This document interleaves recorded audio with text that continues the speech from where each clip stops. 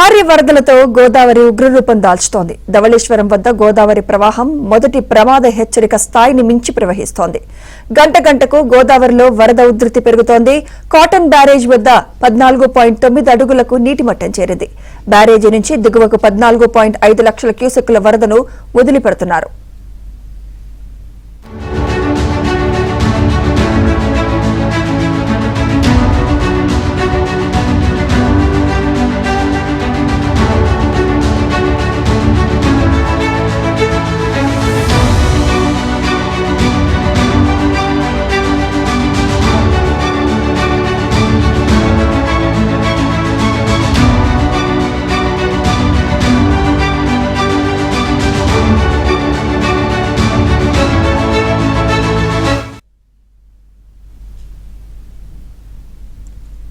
తూర్పు గోదావరి, అల్లూరి, అంబేద్కర్, కోనసీమ జిల్లాలో గోదావరి వరద ప్రభావంపై మరింత సమాచారం మా ప్రతినిధి రాజాబాబు అందిస్తారు.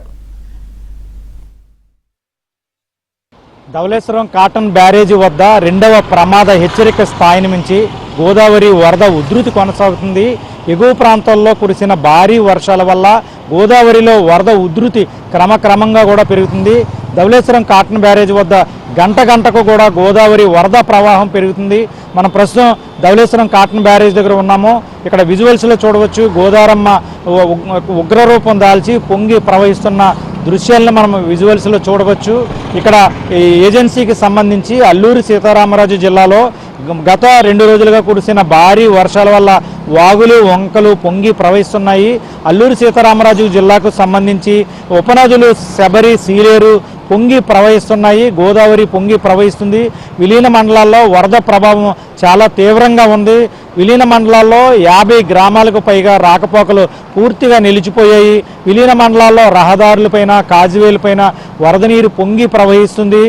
వాహనాల రాకపోకలు నిలిచిపోయాయి. జాతీయ రహదారులపై కూడా వరద నీరు పొంగి ప్రవహించడం వల్ల ఒడిశా, ఛత్తీస్గఢ్, తెలంగాణ, ఆంధ్రప్రదేశ్ రాష్ట్రాలకు సంబంధించిన వాహనాల రాకపోకలు కూడా నిలిచిపోయాయి.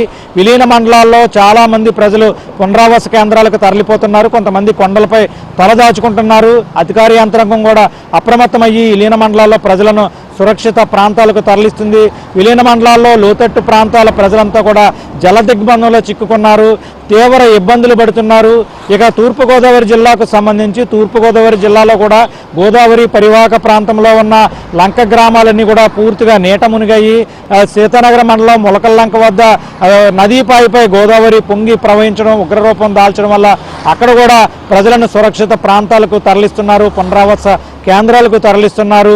ఇక్కడ ధవళేశ్వరం కాటన్ బ్యారేజీ నుంచి భారీ స్థాయిలో వరద నీరు దిగువకు విడుదల చేయడం, రెండవ ప్రమాద హెచ్చరిక స్థాయిని మించి గోదావరి పొంగి ప్రవహించడం వల్ల అంబేద్కర్ కోనసీమ జిల్లాలో లంక గ్రామాలన్నీ కూడా జల దిగ్బంధంలో చిక్కుకున్నాయి. అంబేద్కర్ కోనసీమ జిల్లాలో రహదారులపై వరద నీరు పొంగి ప్రవహిస్తుంది. కాజువేలు పూర్తిగా నీట మునిగాయి. అక్కడ ఇంజిన్ బోట్లను అధికారులు ఏర్పాటు చేశారు. అంబేద్కర్ కోనసీమ జిల్లాలో అధికార యంత్రాంగం లోతట్టు గ్రామాల ప్రజలను పునరావాస కేంద్రాలకు తరలిస్తుంది. అంబేద్కర్ కోనసీమ జిల్లాకు సంబంధించి ఎక్కడైతే వరద ప్రభావిత ప్రాంతాలు ఉన్నాయో అక్కడ స్కూల్స్కు కూడా సెలవు ప్రకటించారు.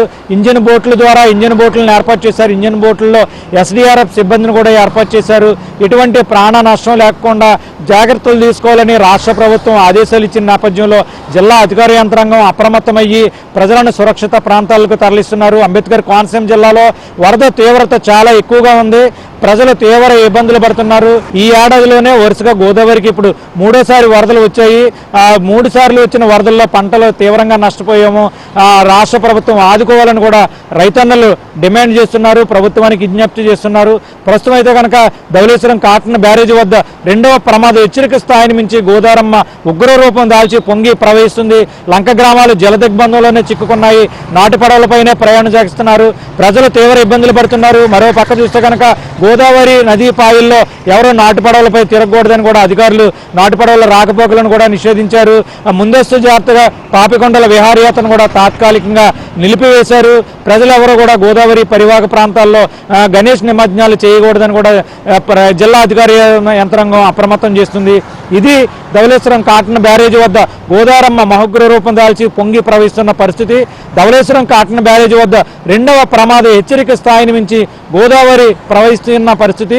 Video journalist Ajith, Rajubabu, ABN Andhrajyothi, Dhavaleswaram Cotton barrage నుంచి.